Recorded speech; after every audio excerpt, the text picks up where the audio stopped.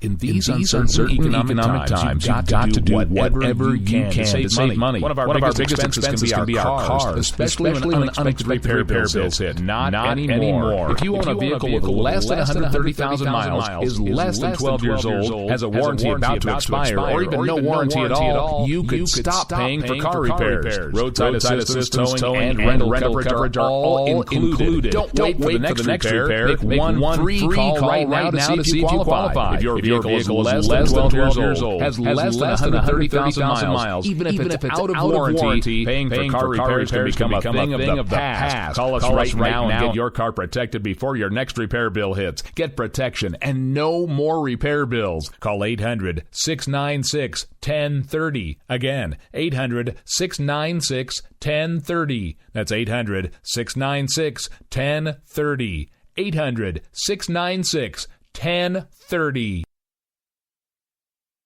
Joe had huge problems with the IRS. I knew it was coming. I hadn't filed taxes since 1990. All the IRS letters coming in added up to a nightmare. To get up to like $68,000, my heart started beating fast. It's like, there's no way, man. I mean, I ain't going to be able to do this. Then they stopped his paycheck. So that's when I started making phone calls and found U.S. Tax Shield. U.S. Tax Shield went to work immediately. They just took the bull by the horns. What blew my mind is he called the IRS right then and there. So why is U.S. Tax Shield A+ rated with the Better Business Bureau? Joe knows. They saved me a ridiculous amount of money. If you owe more than $10,000 to the IRS or state, choose the company Joe chose, U.S. Tax Shield. It was the best decision I made. U.S. Tax Shield is the way to go. Life is good. Thank you, Lord. Call 800-471-3287. U.S. Tax Shield. Boo-rah. Yes. 800-471-3287. 800-471-3287.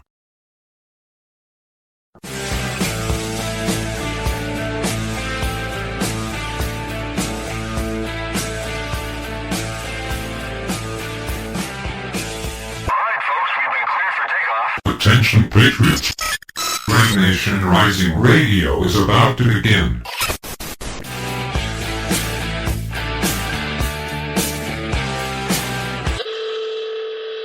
Please return your Republic to its original position and prepare for takeoff.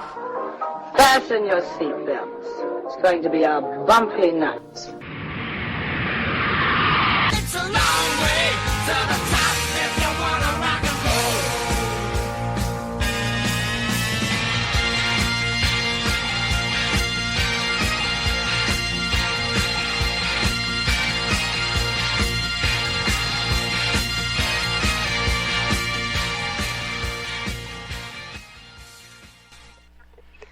And a good night to all you Patriots out there. Welcome to the reddest hour in radio, Red Nation Rising Radio. We are so happy to be joined this evening by Gene Veridelia behind enemy lines.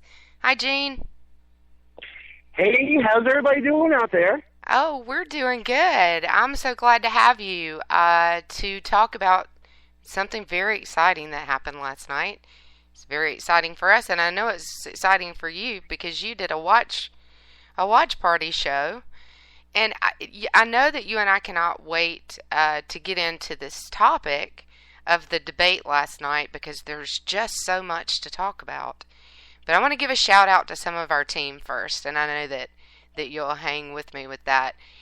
We had so many people live tweeting about what was going on with the debate, and I'm sure probably Jim's going to be entering some statistics and things that happened on the hashtag last night, but it got crazy, and Kevin Jackson was all over the Red Nation Rising hashtag, and he was actually having a really having a ball with it. And shout out to Kevin Jackson, thanks for joining us last night. But everybody had a lot to say about the debate. It might have been one of the most interesting sights I have ever seen on television around a presidential debate. So we're not going to talk too much about what was going on last night, except to say, shout out and kudos to the team.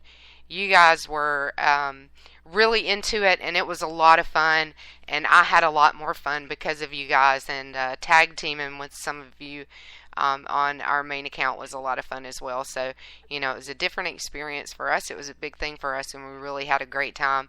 But let's not waste any time, Gene. You and I completely agreed on this before we ever got our heads together. But I'm going to let you say the words. What is it that we called the debate last night? And we weren't the only ones. You said that the post said the same thing. Well, someone might be accusing me of stealing some Red Nation Rising stuff, but I called it I likened it to a junior high school schoolyard. Yeah. I called it the Did You Hear What Susie Said debate. Absolutely accurate accounting of at least the first 90 minutes. And I gotta say, the debate felt more like an episode of Salute Your Shorts, if you remember that from your Nickelodeon days, guys, than it did anything resembling an adult conversation. Right, exactly. It didn't resemble an adult conversation, and it wasn't. You don't even find anything that silly on the Disney Channel anymore. Usually, even the kids playing the roles on the Disney Channel understand better than that. That it was crazy. It was just nuts, and I think it was. You said earlier everybody likes to blame the mainstream. That was on your show last night. Everybody likes to blame the mainstream. Not to just blame the mainstream here, but seriously, CNN could have done better. Oh, absolutely. And by the way, thank you for being the listener on my show last night. I really appreciate that. But yeah, you know what?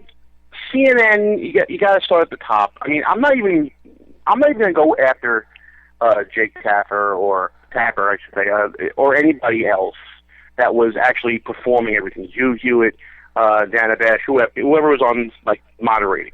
I can't blame them. You know why? Because they were doing the job that they were told to do.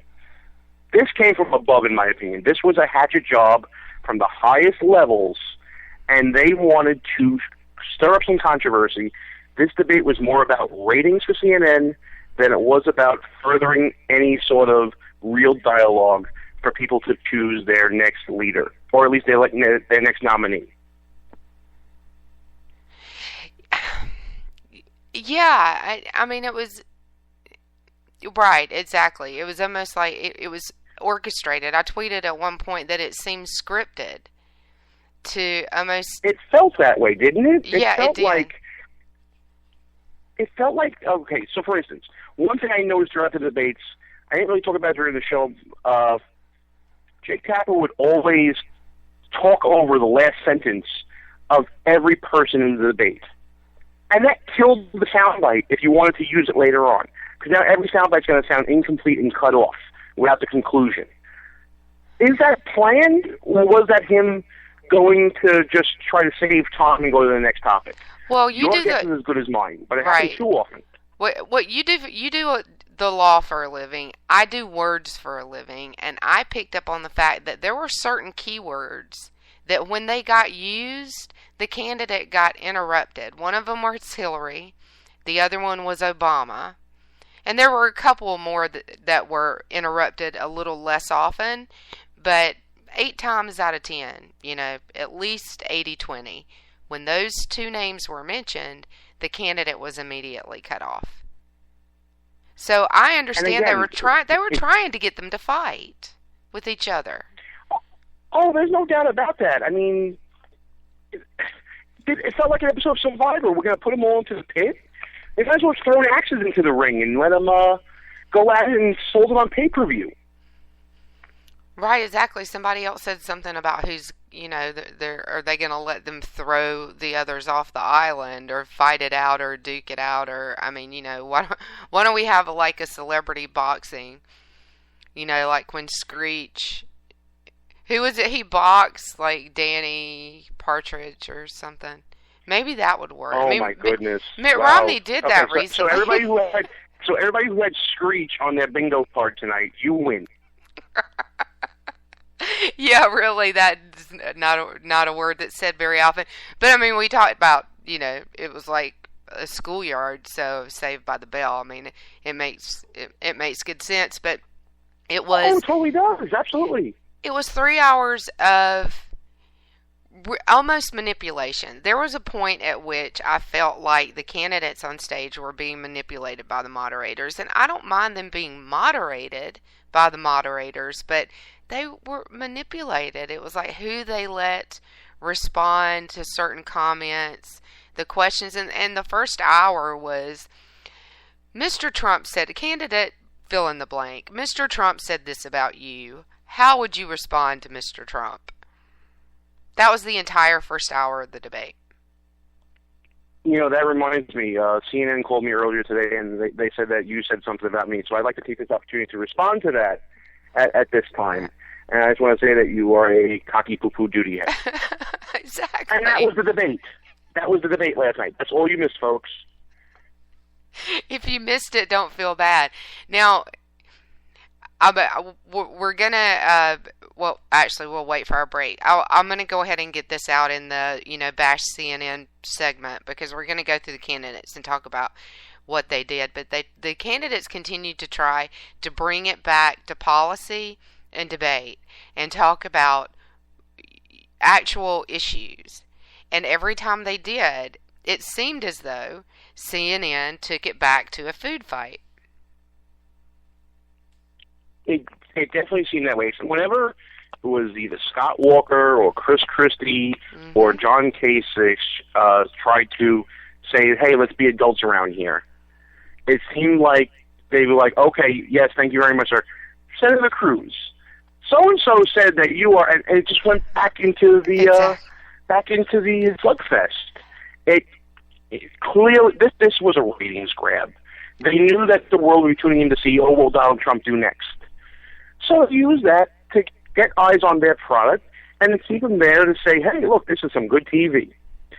It's kind of sad and disgusting in a way, but wow, aren't we talking about it a lot now, right? So it may have worked. Well, that's true. Everybody is really talking about it. They're getting a lot of criticism, which is, of course, making the other news outlets just giddy at the criticism that CNN is getting, which is, a missed opportunity, I think. But I think the important thing is that it was really pretty obvious that they were doing something, that they had an end game that they were trying to get to, and it really didn't have anything to do with you, I, or anyone else understanding how the candidates felt or what their positions were on certain policies. And it didn't just happen in the primetime debate, it happened in the happy hour debate. They did the same thing. I didn't get to see that one. I didn't get to see the happy hour debate, but I heard some pretty good things about Jindal. I heard some good things about Santorum. And of all people, I heard good things about Lindsey Graham. But then I also hear that Lindsey Graham said something like, Hillary Clinton has all these plans to help the middle class. Why aren't we talking about that during this? And I'm just cringing, saying, oh, my God, there's an email for the DNC. Lindsey Graham admits that Hillary Clinton has the most plans for the middle class. Well, thank you very much. That's why we don't put you on the main stage, Lindsey. Yes, exactly. He was funny. I made the comment that he was auditioning. If he was auditioning for a comedian, he was doing great. For a candidate, maybe not so much. But he actually got some really funny lines out. But, that was kind of the highlight of Graham. We'll go through candidate by candidate. But, that was pretty much what all that CNN would allow from the candidate. The most substantive thing that they really allowed them to get out was Lindsey Graham's jokes. And there's your commentary on the state of the mainstream media today. Look, there's something about politics that draws us in, and part of it is the voyeurism of seeing a car wreck. Those of us who were involved, that were informed, I mean, people listening right now, I'm hoping you're a political junkie kind of like I am, right? And I'm stealing something from in the chat room, and this is what I normally do during my show as well. If we're the ones that are so upset about this, you got to realize there's another 10 people for every one of us out there that was actually there to see the car wreck. So in that respect, you got to hope maybe by osmosis somebody absorbed something from watching the debate. But here's the other thing that CNN did wrong. We haven't really touched on this yet. It was 3 hours long. Right. I mean, didn't they realize that some people had school the next day and work the next day? Yeah, come on. It was crazy. It's like we're going to suck. And the Donald actually said today that they extended it. It was too long. They extended it so they could sell more advertising. Now, I mean, you take what the Donald says with a grain of salt sometime, but that makes perfect sense to me. I mean, it's all about business and about selling advertising. So, I'm not going to say that Donald's. It rings true enough, and that's crazy. It's definitely not about us learning anything. And honestly, what did we learn from this debate? Nothing. I don't think that anybody took anything new from anybody. I think we all knew that Carly Fiorina was always going to have a good debate, and her presentation is very good. I think we all knew that Ben Carson was very smart. I think we all knew that Donald Trump's rich. I think we all knew that Jeb's last name is Bush. There's nothing new that came out from this. There was no point that people were like, hey, that makes me think twice about that person. I know. I was pretty sure that Scott Walker even loved Clara Barton. That wasn't even news to me. And Jeb picking Margaret Thatcher. I know. I wonder if he remembers what country he's running for, the lead. I know. That was crazy. The last time we had a British woman on our money, I think it was back during a revolution. Right. And that's the other thing, is what was that about? There were two questions about trying to pigeonhole them into certain views on women, or what they would do about women, or who's your favorite woman. Who cares? These are the important issues of our time, though. I need to know. You don't understand. I need to know what is going to be your code name. I feel so pandered to. That's going to be the deciding factor. I'm going to go with either Hillary's name or your name. I feel so pandered to, and it's annoying. Am I the only person in the world that's annoyed by being pandered to? Oh, of course. I think a lot of people today left that debate with a very sour taste in their mouth. And of course, we all want to thank CNN. If James Earl Jones is probably rolling over, well, wait, he's not passed, is he? He's rolling over in his easy chair watching what's going on here. Yeah, no kidding. Somebody just asked if in the chat room if Donald was rich. So I'm telling you. Oh, so we broke some news. That's good. Yeah, we did. We broke some news. Now, his bank account is huge. So we're going to cut to... Yeah, I couldn't help it. We're going to take a really quick break, and we're going to come back, and we're going to go candidate by candidate and talk about how we think they did. And tell us in the chat room how you think they did. We'll be right back in 2 minutes.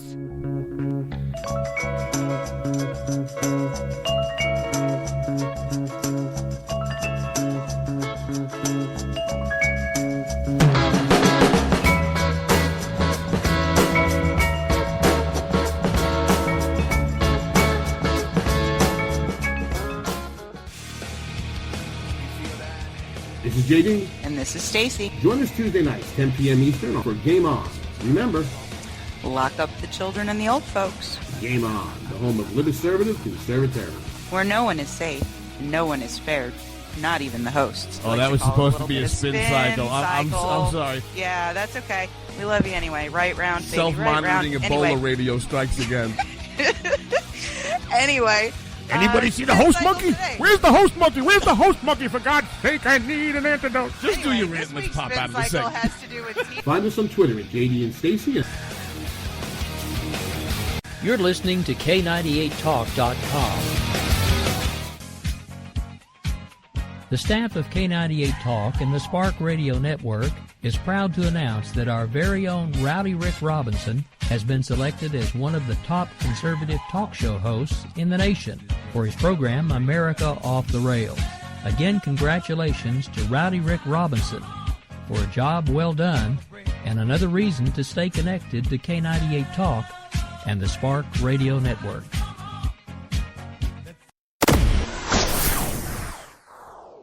This group of tyrants wants to disarm us. They want to deny you and me our freedoms guaranteed under the Constitution of the United States. The right of the people to keep and bear arms shall not be infringed. Keep your hands off our guns, damn it. My fellow patriots, I've had it, and I'm tired of seeing the Second Amendment treated like the bastard child of the Bill of Rights. All of you have to know that defending freedom is going to be a fight that has no end. And if you are going to stand with me, you can't be afraid to get your knuckles bloody. If If you're going to stand with me, you have to be willing to resist any attempt by government to disarm law-abiding people by fighting with the ferociousness of a junkyard dog. Thank you. God bless you, and may God continue to bless the United States of America. Thank you very much.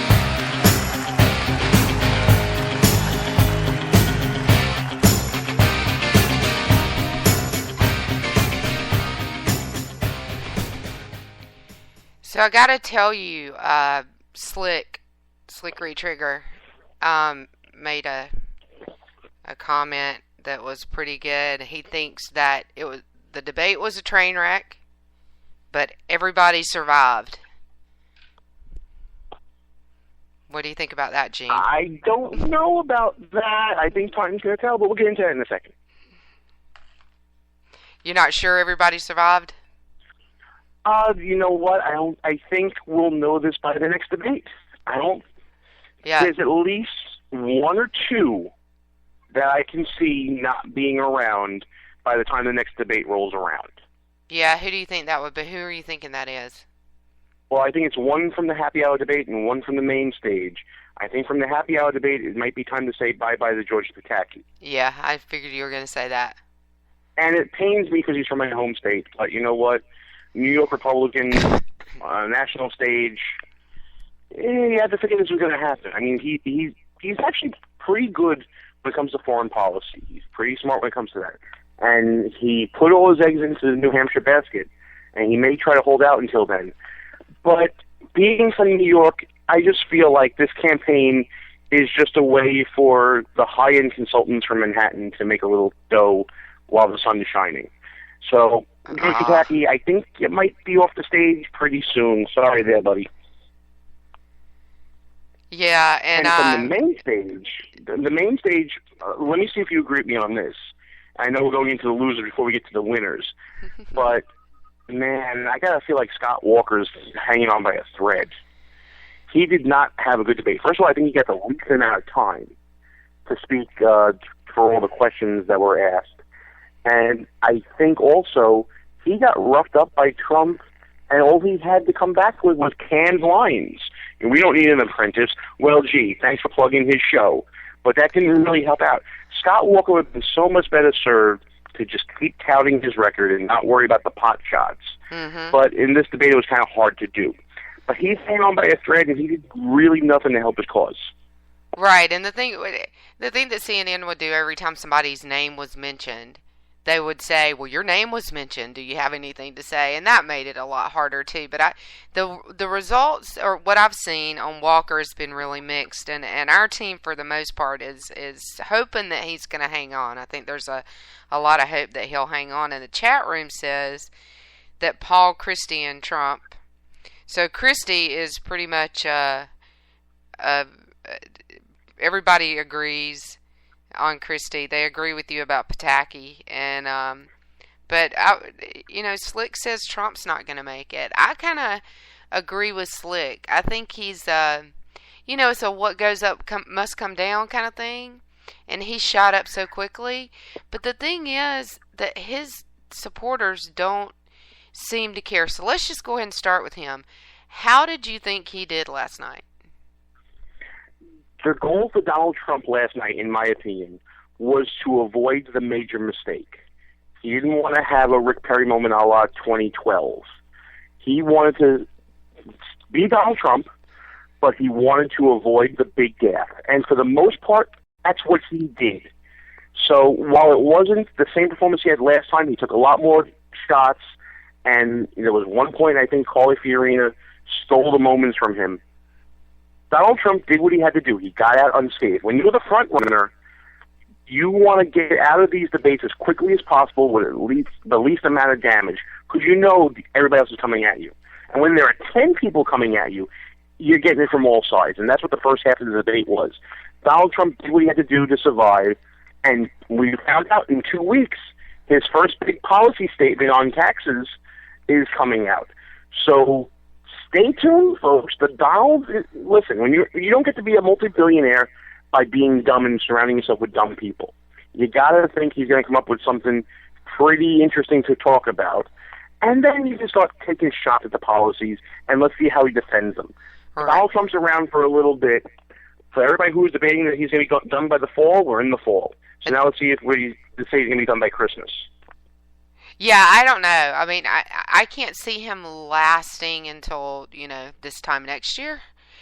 But I also can't see him fizzling out anytime soon. So it's going to be really interesting to watch what happens with him. And, he could still pull himself together and be a good candidate.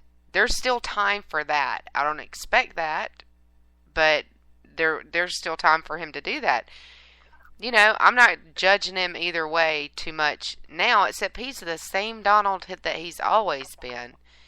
And I don't think any differently of him today than I did, 2 years ago. I know we got to get through candidates quickly, but there's one chink in Donald Trump's armor. It's this.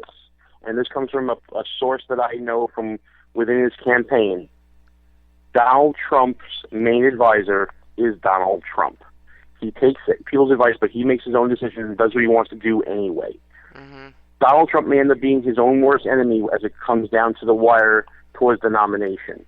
And I think because he's not listening to his people as much as other candidates are, that might get him into a mess of trouble. And that's exactly why I don't expect him to become a better candidate than he is right now. The problem is that his supporters, doesn't matter what he says, they still love him for whatever reason, regardless of what gaffes or mistakes or whatever he might make. He could, say, I hate puppies. Puppies are awful. They're terrible things. And his fans would still love him because they're fans. Well, we said I think the last time we spoke together, we said short of a hooker in the trunk and a down car in Chappaquiddick, Donald Trump's going to be around a while. Yeah, I think you said that, Gene. But yeah, I think you're definitely right. So, Jeb Bush, how did you think he did last night? This is where the chat room's going to turn against me. Jeb Bush did pretty decently. I kind of liked the fire when they started talking about his wife. I mean, first of all, thanks again, CNN. Wife insults. That's what we brought a question about. Thanks a lot for wasting. I'll never get those 10 minutes back in my life. I know, exactly. But at the same time, Jeb showed some passion, some fire. He wasn't as stiff as he used to be. He tried to endear himself with the marijuana joke. Good try. Yeah, nice try. We now have the meme of the year of him giving giving 5 to Donald Trump. So thank you for that. If nothing else, that's what he contributed to the campaign. But Jeb did a better job than he did last time. But here's his problem. 2 issues are going to dog him forever in this campaign. His first issue is his position on immigration, because nobody's going to forget about him saying, to embrace and to love illegal immigration, support amnesty. And the other thing that's going to be dogging him on the campaign trail is what's left out of his logo, and that's his last name. Lou, what are the names of the last 2 Republican presidents of the United States? Gee, I think they both were Bush. So we're now looking at part 3? Yeah, third in a row. A three-peat. And you know what? Think about it this way. Republicans like familiarity. This may turn out to be, if Jeb isn't the nominee, this will be the first election in something like over 60 years or so, probably more, where there isn't somebody named Bush or Nixon on the Republican ticket. Right. Well, and the chat room's pretty much like, they agree with you. He didn't do bad, but they still hate him anyway because of exactly what you just said. Nobody wants a three-peat president. The only people that want a three-peat are the New England Patriot fans, and they still got to get past the second one, so... Let's move on from Jeb, though. Right, exactly. Let's move on from Jeb. So, Ben Carson, how do you think he did? Too quiet. Ben Carson is the anti-Trump. See, this is what I like about Ben Carson. Ben Carson is doing the exact opposite and is having almost as much success as Donald Trump. Donald Trump is, as he says, braggadocious. Ben Carson's not. Donald Trump goes after everybody when he's attacked. Ben Carson hangs back, doesn't do anything. Trump demands your attention with the volume of his voice, but so does Ben Carson, the way he speaks as well. And he's sometimes being soft-spoken can be a little more authoritative than being loud and bombastic like Trump is. But the other thing that I'm noticing from Ben Carson is this. Every time you hear him speak publicly at one of these debates, Carson throws out a new wrinkle. This first time it was his humor and it was his charming and endearing qualities. This time around, he had a little bit of policy wonk in him. He was able to talk about foreign policy pretty adequately for a guy who's on a presidential stage for basically the second time and has never held office. Mm-hmm. And by doing that, Ben Carson is keeping everybody else in the field off balance when it comes to him because they didn't expect him to be able to talk about foreign policy. How can you plan an attack when you don't know what's going to come at you? And Ben Carson is showing his savvy, and credit to his team on this, by keeping them guessing and also keeping him Ben Carson. Yes, keeping him real. And that's the hardest thing to do. Like, the easiest thing to do is overhandle somebody, but keeping somebody real is really hard. We'll get to that candidate later, but I absolutely agree with you, and I'll tell you who he reminds me of, and this may or may not go over in the chat room either, but Ben Carson reminds me a lot of George Bush in 2000, because he was the quiet one, he was the humble one, he was the self-deprecating one. And I see some of that in Ben Carson, where, agree or disagree with everything that he did, it made for a really good candidate. That humility. I mean, it's a decent comparison, except that Ben Carson is light years more intelligent than exactly. George W. Bush. He's the neurosurgeon. Exactly. Exactly. So, but I see what you're saying, and he does have a little bit of that calming, melodic almost speech pattern. He does, yeah. He has a very good way of, calming way of speaking. If we were in a crisis and he was the one speaking to us, I think I'd feel comfortable. So the obvious next one would be Carly. I think there's a lot to say about Carly Fiorina. Well, what can we say about Carly Fiorina that everybody else hasn't said already? She was very presidential. Mm-hmm. I mean, people are going to be going after her and her conservative credentials when it comes to her support of amnesty and the Gang of Eight legislation that was put forth and all this stuff. And we're going to have time to vet her on policy positions. And let's keep an open mind about what she has to say, like we do with every other candidate. But man, oh man, was she the adult at the debate during the first half, or what? Well, the whole debate, really, yeah. Well, I say the first half because I think the second half she got freezed out a little bit. And it may have been planned by CNN or may not have been, I don't know. But it seemed like she fell off the map a little bit in the last two-thirds of it, more so than she was in the first. But the way that she put Trump in his place with the whole Rolling Stone comment was the way that a lady would just ninja someone's brain if a guy ever steps out of line. You know what I mean? It's one of those moments where the woman will just take the man to task without even batting an eyelash. And it was so great to see, because that was the first time Donald Trump took it on the chin and didn't have anything to come back with. So kudos to her. But while that may be the headline-grabbing moment, for me, the best moment to Carly Fiorina was when she was talking about her daughter that passed away. Because you finally got to see Carly be a human being on stage. Not a lot of people know who Carly Fiorina is unless you live in California and you watch what she was doing in 2010. Right. Carly endeared herself to the crowd with that story. And it humanized her in the face of all these attacks and all these, old white men and such around her. And I know Rubio and Cruz and whatever, but you get what I'm saying. Yeah. She came out more of a person than anybody else with that disclosure of her life. So Carly on all fronts, hands down to me, probably gained the most out of this debate. I hate saying winner because it's a debate, and you got 11 people. But I think she probably got the most social media following. She'll probably get a lot of money out of this, and she's positioned herself in the top tier of the top tier. Well, and I think that's the important thing, right? She repositioned herself, and I think that, if she's smart, and I'm sure I know she knows what she's doing. She went in with the idea that I'm going to reposition myself within this field. And if that's what she was going for, I think she certainly achieved that. The only criticism I heard of her is that she didn't smile. And again, I mean, I'm not like a super sensitive, certainly not, Miss Feminist or anything, but they'd never say that about a man on stage. Nobody would ever. Chris Christie didn't smile. Nobody said anything about Chris Christie not smiling. I mean, he got pretty nasty at a couple of points. Nobody said anything about that. A second for sure. Yeah, I agree with you on that. And honestly, how easy could it be to smile when you're up on that stage and it looked like they had the thermostat set to 85 degrees? Right. Yeah. I mean, the light. Did everybody else see the entire field just like Patrick Ewing at the foul line sweating during the first half of the debate? I know.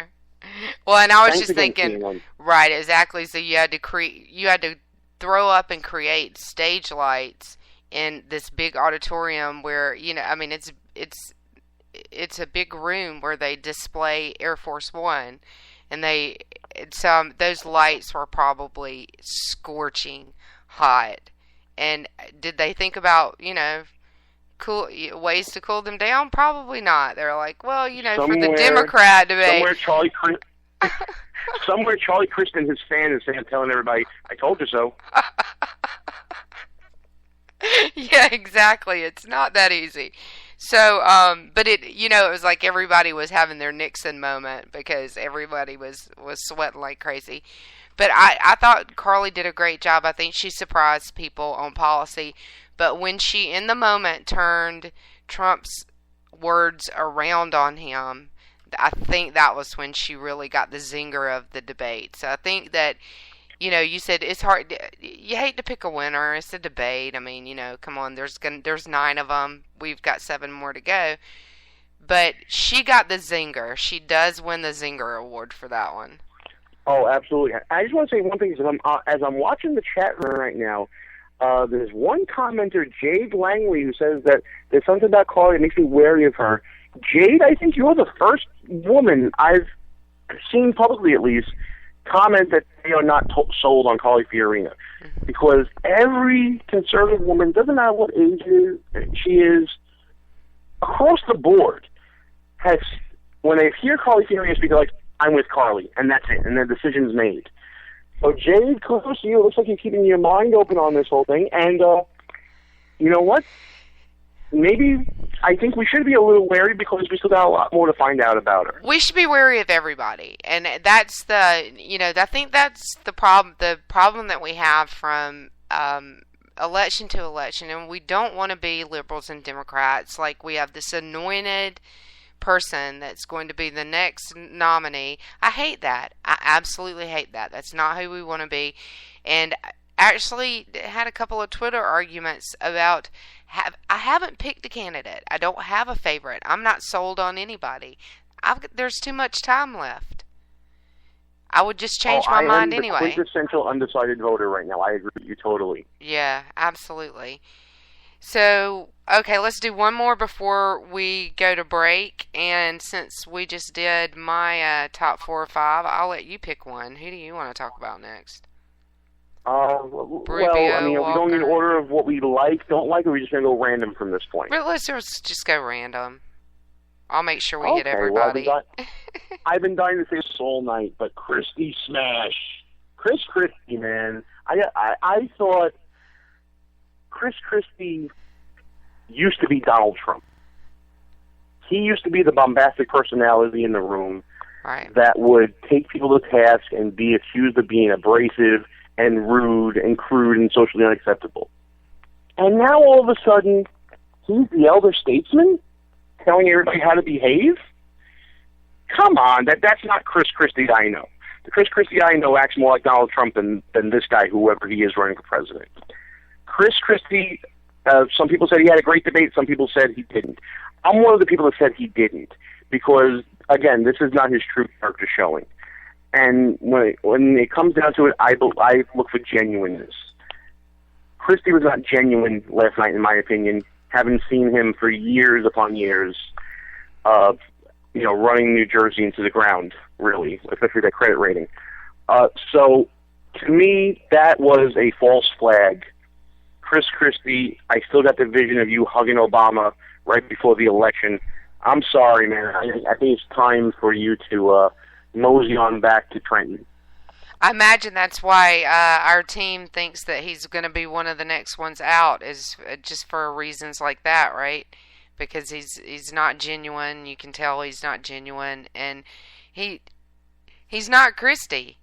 And that was what people liked about him, especially in New Jersey. Now, I don't know if that plays that well outside of New Jersey and New York, but that's not the point. When you can tell when it's not genuine. And that's what it exactly. There was those moments when Christie wanted to make a splash. He wanted to be the adult. And I'm sorry, Governor Christie. It's not you. That's not your style.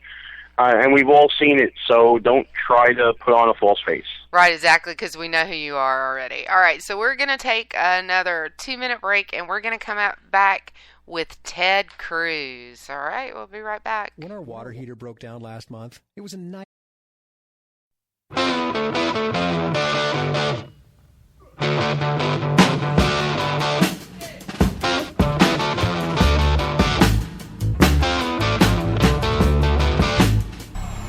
K98 Talk is expanding its lineup for 2015. This means we are expanding our advertising base. Whether you're a startup trying to push through to the next level, or an established business trying to supplement your advertising budget, web-based advertising is a solid investment. Thanks to Talk's newest partnership with TuneIn Radio and instant access to our sister station, K98 FM, we give you worldwide access at a reasonable cost. Interested parties should email us at sales@k98fm.com.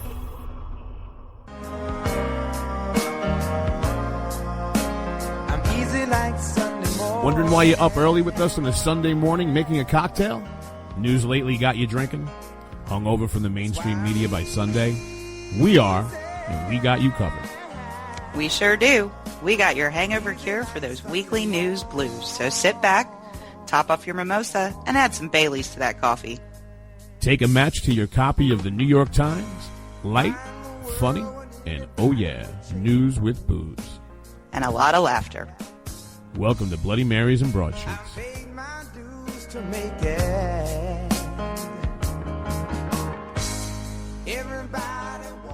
Abolish the IRS. Take all 125,000 IRS agents and put them on our southern border. That's us. That's right. Gotta love this American ride. Both ends of the ozone burning. Funny how the world keeps turning. Look, Mom, no hands. I love this American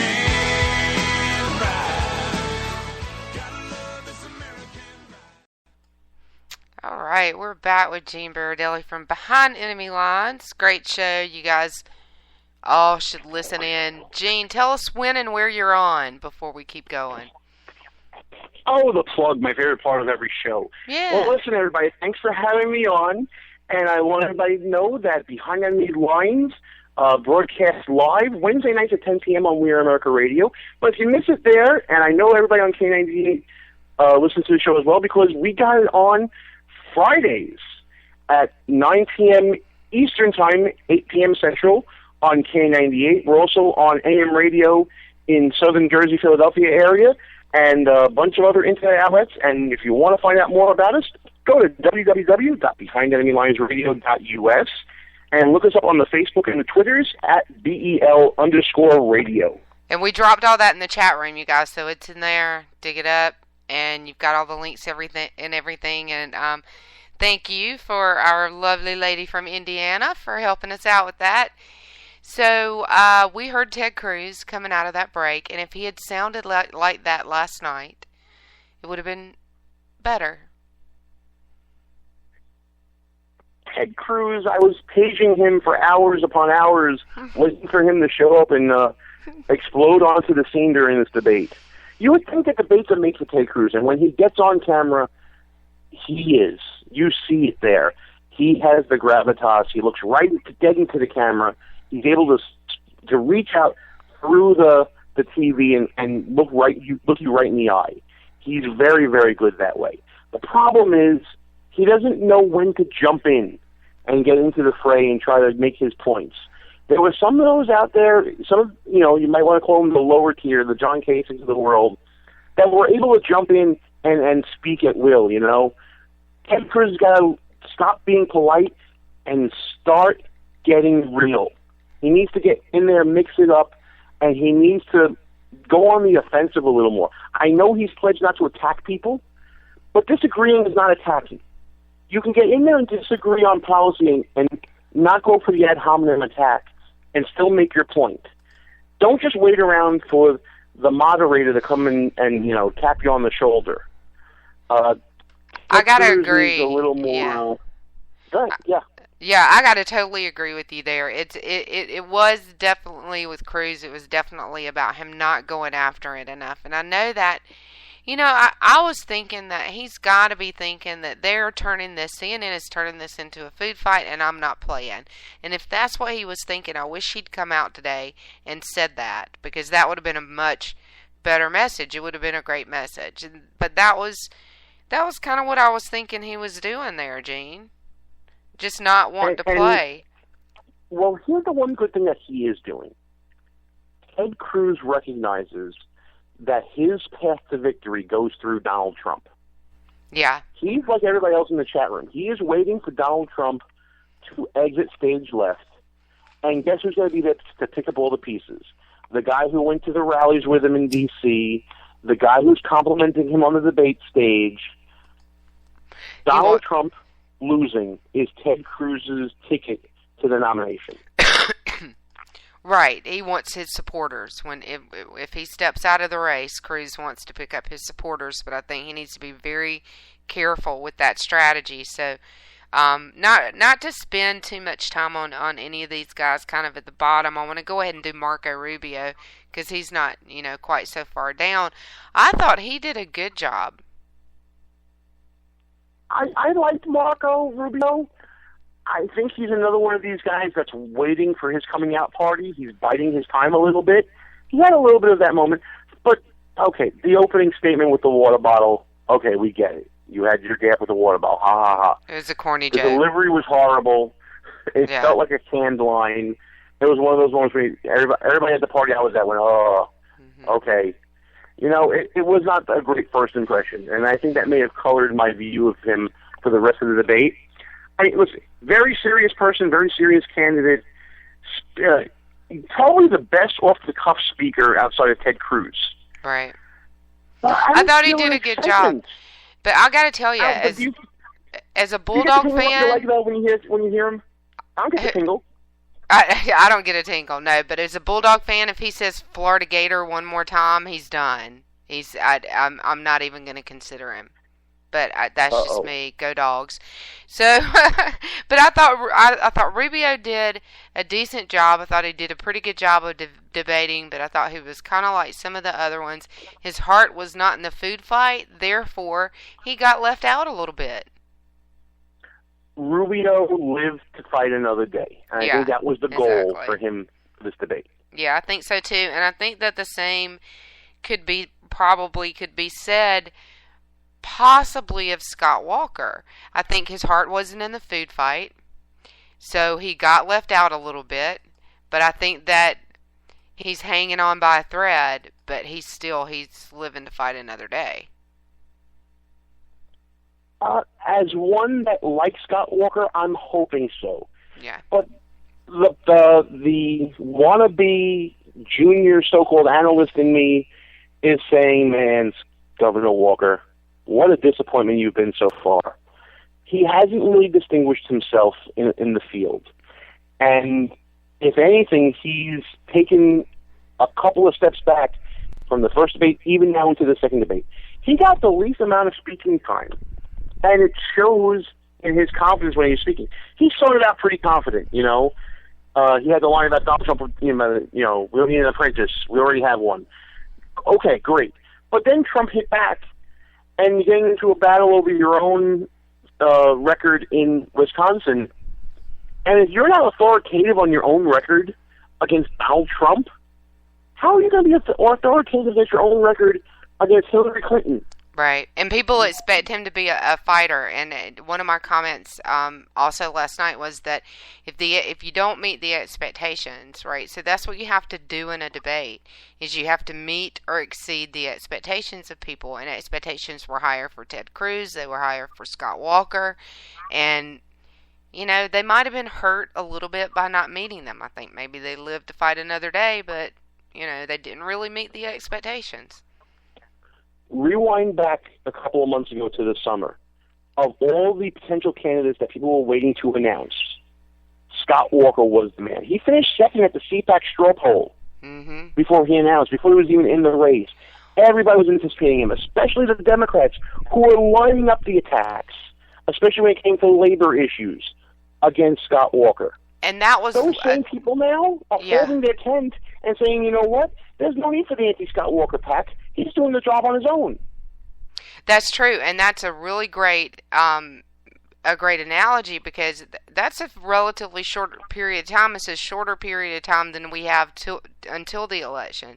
A lot can change. So that's a really good point from that perspective. Now, let me just back up to Rubio again, because Jade made the comment also in the chat room about the NSA and Rubio, and that is going to be with really principled conservatives. Rubio's downfall is the NSA, because his stance on that is not very popular at all, and I think that the more liberty-minded people on that issue are probably the ones that are going to come out ahead, but that's just kind of my opinion on that. I think it's going to be a bigger issue than some people think it is, which takes us to Rand Paul, who is very anti-NSA, but I think he might be done. Oh, man. Yeah, see, this is going to get me in trouble a little bit. Especially with my friends. I like Rand Paul a little bit. I've never been a liberty Republican. I consider myself with a libertarian streak, but I've never been, what we affectionately call a Paul bot. I've never been one of those. But man, is he turned into Donald Trump's redheaded stepchild or what? First words out of Donald Trump's mouth is, why is Rand Paul even here? He's 11th. Come on, man. You're kicking a guy when he's down. Rand Paul, I think, will be around because he has a niche. He has the Liberty Republicans all lining up behind him no matter what. He just needs to keep the money flowing long enough to get to the first primary and have a good showing. Right. But every time I think of Rand Paul, I think of his father. And I think about the multiple elections that he ran. And I think, how many primaries did Ron Paul win in his presidential election career? And the answer is 0. Rand Paul needs to branch out beyond his base. And I don't think that going up against Donald Trump is going to do that for him. If anything, it's going to keep him down in the bottom tier. Yeah. All right, so we've got 2 minutes or less to do Mike Huckabee and John Kasich, and I don't know that we can't. That's plenty of time for them. Were they there? Did they make it? Mike Huckabee was there for one reason, to answer the Kim Davis question. He answered it, and then they politely asked him to leave the stage. Mm-hmm. Yeah. And as far as John Kasich, yeah, that's about it. Yeah, that is about it. Now, if we're going to see, and I love Huckabee. I, as a guy, love him. I agree with him on some stuff. I don't agree with him on a good bit of things. Or a good many things, as we say down south.